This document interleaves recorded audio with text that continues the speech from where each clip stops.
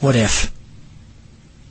What if you had a friend who died without knowing Jesus as their personal Savior? What if he or she went to hell? What if one day you received a letter in the mail from beyond? A letter from hell. A letter from your friend in the flames of eternal torment. The following is a dramatic presentation. It was written by a fictitious high school student named Josh to a friend named Zach. Although Zach had every opportunity to tell Josh about Jesus, he didn't. They were best friends.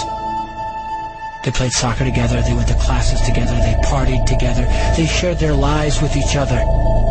But there was one thing Zach held back from Josh: his personal relationship with Jesus Christ. The rest of the story is simple and sad. A few too many beers, a tragic drive home, a crash, a death, a funeral, a letter. Here is that letter in its entirety. A letter from hell.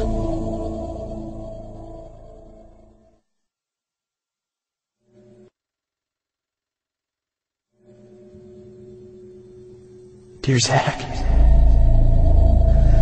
I died today. It's a lot different than I expected. You see, I always thought dying would bring me into a world that's foggy and hazy. But this place is crystal clear. It's even more real than my life on Earth. I can think. I can talk. I can even feel. Right after the wreck, I could feel my spirit leaving my body. It was the weirdest thing, Zach. I thought I heard you screaming out to me, man. I must have been just imagining things. At first, I was just standing in line, getting registered, I guess. They asked me for my name and began to look in this thing they called the Book of Life. I guess they couldn't find it, though, because this huge angel standing next to me grabbed me by the arm and started dragging me away. I was terrified. I had no idea what was going on. I asked the angel where he was taking me, but he didn't answer. So I asked him again. Finally, he told me that only those whose names were written in the Book of Life could enter into heaven. And the rest would be condemned to hell forever. Man, I was scared.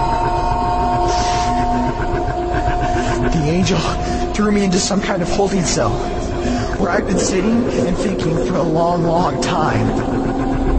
Do you want to know what I've been thinking about? I've been thinking about you. Zach, you're a Christian.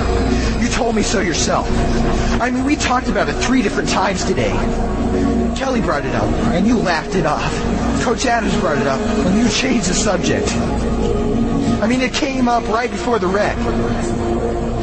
Well, the question I can't get out of my mind is this, Zach. Why haven't you ever told me about how to become a Christian? I mean, you say you're my friend, but if you really were, you would have told me about this Jesus and told me how to escape this terrible place that I'm headed for. I can feel my heart pounding in my chest. The angels who have been chosen to cast me into hell are coming down the hallway. I can hear their footsteps. I've heard of this hell, Zach. They call it the lake of fire. I can't stand it, Zach. I'm terrified. No, the angels are at the door. Oh, no. No! They're coming in, and they're pointing at me. They're grabbing me and carrying me out of the room. I can already smell the burning sulfur and brimstone. I can see the edge of the cliff where hell burns. This is it. I am without hope. We're coming closer, closer, closer. My heart is bursting with fear. They're holding me over the flames. I'm damned forever. This is it. They have thrown me in. Fire. Pain. Hell.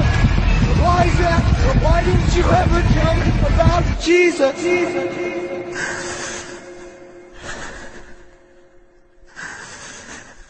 Signed, your friend, Josh. Your friend, Josh. P.S. Welcome. Wish you were here. Wish you were here. Wish you were here. Wish you were here. Wish you were here. Wish you were here. Wish you were here. Wish you were here.